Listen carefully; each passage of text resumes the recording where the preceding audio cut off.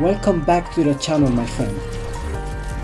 We will be using the concepts explored in the previous Zarya video as a foundation, but here are the 3 big points to remember.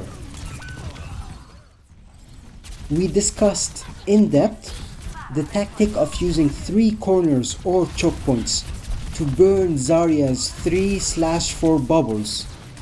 This concept works hand in hand with taking advantage of her big weakness, her lack of speed.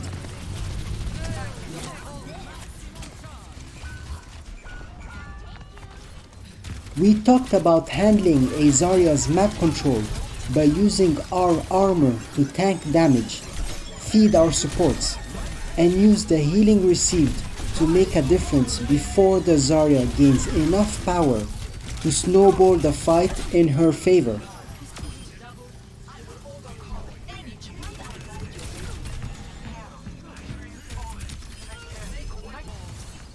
We learned ways to combine the previous 2 main concepts so that we can protect our team's space from an attacking Zarya.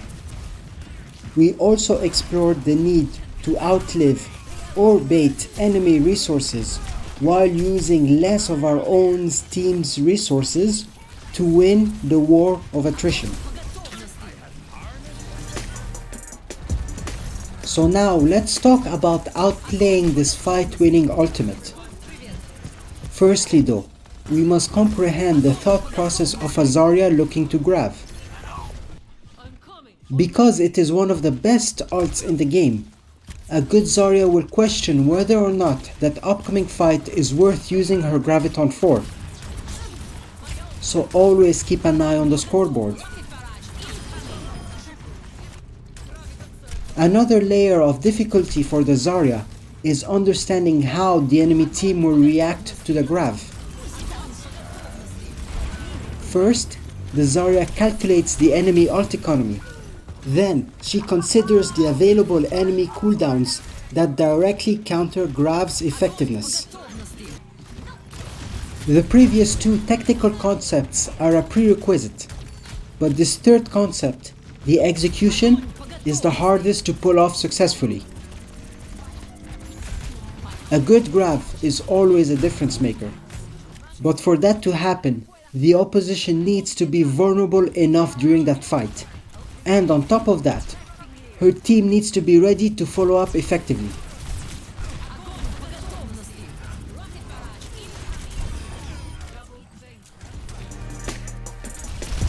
The opportunities that present themselves to throw a good Graviton depend on how the opposite team positions and moves around map corners. Let's talk about what you can do as an individual. By combining all of the concepts we just discussed, we can start predicting where, when, and how a Zarya will use Graviton. We can look to get into her head and understand which corner she will commit to use her ult. Some Zaryas are easy to predict simply by recognizing her positioning. Other times we can exploit the 3 corners tactic and back her against the wall for an easy Grav eat. This idea ties in closely with always keeping an optimal distance from the Zarya. By knowing what area of the map it is worth committing to for both the enemy Zarya to ult and for you to outplay that ult, you can position more freely and use her lack of speed to tempo how she's pushing you.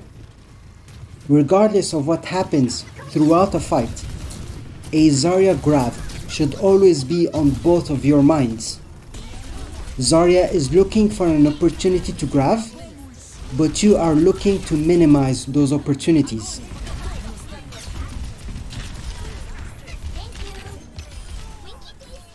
So actively look to position yourself to keep an eye on the Zarya's movement and her potential Grav opportunities,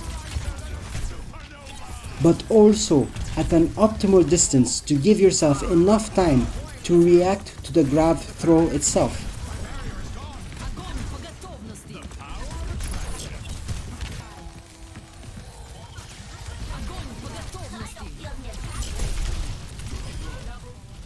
The main goal is to minimize the value of her Graviton. Eating the Grav is a bonus that frees up your team's resources for that fight. Eating a Grav is a mental clash between your cooldown management and the Zarya's game sense. The more composure you have with your cooldown usage, the more pressure builds on the Zarya as the fight goes on. Use all the previous concepts we just discussed to balance your positioning and cooldown usage versus the Zarya's aggro and Grav opportunities.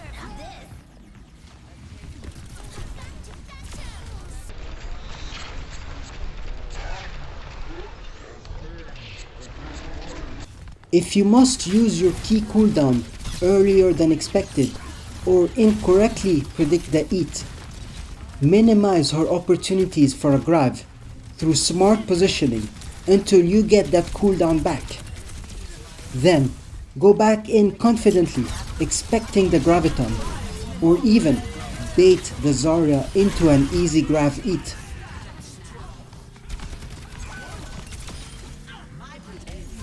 Regardless of skill level, all Zaryas adhere to the same frame of thought. So with a strong understanding of these concepts and how they interact with each other, you will be more tactically astute as an individual facing a Graviton.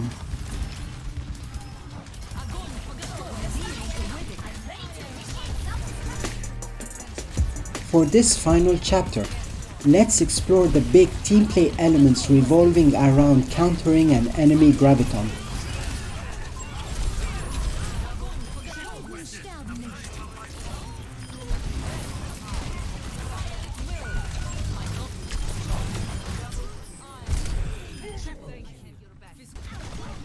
Undeniably, a burst healing support ultimate is the best direct counter to a Grav, so you must have a support counter switch heroes to successfully and consistently counter a Grav. The tactical aspect of the game has evolved to where certain early Gravitons by the Zarya is a play to force the important enemy cooldowns / ultimates early to then win the fight through her team's positioning and resource advantage. Be aware of such plays and trust to each part of your team is supposed to counter the Grav, and avoid throwing all of your resources right away. At the very least, understand if that fight can be lost quickly and allow for a fast recontest the next fight with any saved ults.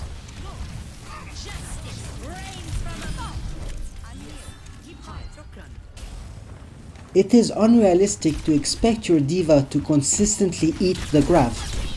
Having a support ult in addition to regular damage mitigation is usually enough to counter a Grav and its combo. So if you cannot eat the Grav, recognize the potential enemy ult combo or follow-up damage. If enough teammates survive the enemy Grav, you can counterattack because the opponents would have thrown most of the cooldowns into the Grav follow-up. Personally, as D.Va, it is almost always best to keep Bomb as a tool versus Grav.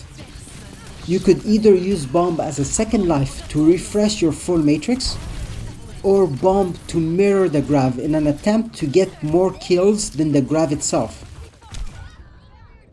Of course, there are game state nuances where you do not necessarily need to wait for the enemy Zarya to build her Grav.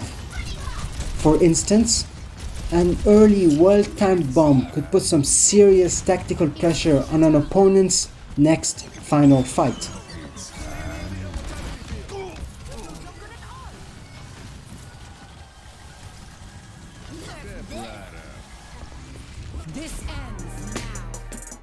I am sharing my experience, hoping that you are now better prepared to outplay a Zarya of any skill level.